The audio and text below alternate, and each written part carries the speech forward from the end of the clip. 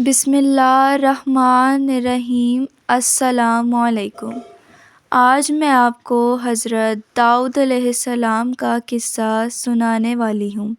حضرت داؤد علیہ السلام کا ذکر قرآن مجید میں بڑی تفصیل سے موجود ہے۔ آپ علیہ السلام پر اللہ تعالیٰ نے اپنی آسمانی کتاب زبور نازل فرمائی۔ حضرت موسیٰ علیہ السلام کے انتقال کے کافی عرصے کے بعد بنی اسرائیل کے لوگ اس وقت کے نبی کے پاس گئے اور ان سے کہا کہ ہمیں ایک بادشاہ کی ضرورت ہے جس کی سرداری میں ہم اسلام کے لیے جنگ لڑیں۔ اس وقت کے نبی اس بات سے واقف تھے کہ وہ لوگ بزدل ہیں اور جنگ لڑنا نہیں چاہتے، لیکن پھر بھی ان کے اصرار کرنے پہ وہ مان گئے۔ آپ علیہ السلام نے فرمایا کہ اللہ تعالیٰ نے طالوت کو نبی کے طور پر چنا ہے۔ وہاں کے امیر لوگ اس بات پر بہت ناراض ہوئے کیونکہ طالوت ایک نہایت ہی غریب شخص تھا۔ طالوت کو اللہ تعالیٰ نے جرأت و بہادری اور دانائی کی وجہ سے بادشاہ چنا۔ اللہ تعالیٰ کے نزدیک امیر اور غریب سب برابر ہیں۔ لوگوں کی تسلی کے لیے آپ علیہ السلام نے ان سے کہا کہ 3 صندوق جس کے اندر حضرت موسیٰ علیہ السلام اور حضرت ہارون علیہ السلام کی نشانی موجود ہے، فرشتے لے کر تمہارے پاس آئیں گے۔ لہٰذا ایسا ہی ہوا۔ فرشتے صندوق لے کر آئے، جنہیں دیکھ کر قوم کے لوگوں کو تھوڑا اطمینان ہوا۔ انہوں نے طالوت کو اپنا بادشاہ تسلیم کر لیا۔ طالوت نے ایک دن ایک فوج تیار کی اور کسی بادشاہ سے جنگ کے لیے نکلا۔ راستے میں اس نے اپنے لوگوں کا امتحان لینے کے بارے میں سوچا۔ اس نے اپنے لوگوں کو کہا کہ آگے ایک تالاب آئے گا، تم لوگ اس میں سے پانی مت پینا۔ تم لوگوں کو اس میں سے صرف ایک چلو پانی پینے کی اجازت ہوگی۔ لیکن جیسے ہی وہ لوگ تالاب پہ رکے تو اکثر لوگوں نے پانی پی لیا اور بہت ہی کم تعداد میں ایسے لوگ تھے جنہوں نے پانی نہیں پیا۔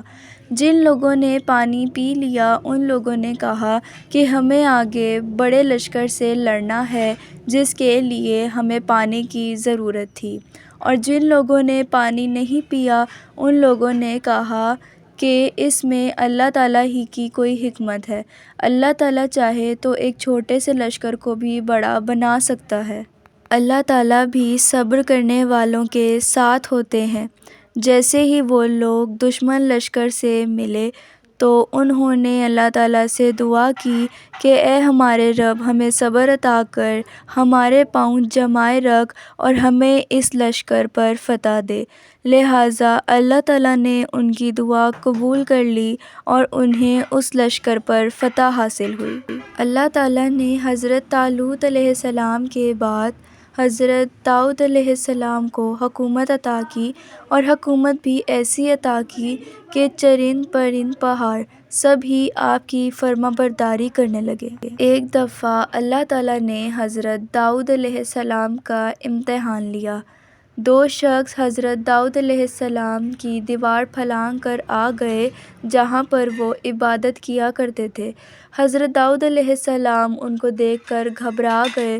ان لوگوں نے حضرت داؤد علیہ السلام سے کہا کہ ہم آپ سے انصاف چاہتے ہیں۔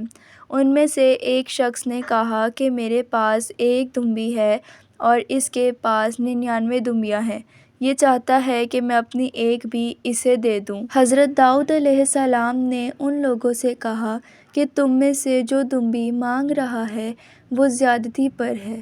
جب وہ لوگ وہاں سے چلے گئے تو حضرت داؤد علیہ السلام کو خیال آیا کہ اللہ تعالیٰ نے ان کا امتحان لیا ہے، جس پر وہ اللہ تعالیٰ سے توبہ کرنے لگے۔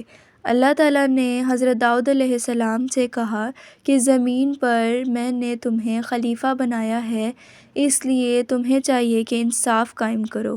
حضرت داؤد علیہ السلام کے قصے سے ہمیں یہ سبق ملتا ہے کہ اسلام میں بادشاہت کرنے کے لیے امیری یا غریبی سے کوئی فرق نہیں پڑتا۔ اللہ کی نظر میں تمام انسان برابر ہیں۔ دوسرا یہ کہ جب لشکر کی تعداد تھوڑی بھی ہو تو اللہ انہیں فتح عطا کر ہی دیتا ہے اگر وہ اللہ پر پختہ ایمان رکھیں۔ تیسرا یہ کہ ہمیں دنیا کی جتنی مرضی نعمتیں مل جائیں اور ہر چیز ہماری تابع بھی ہو جائے، لیکن ہمیں ہمیشہ اللہ تعالیٰ کو یاد رکھنا چاہیے۔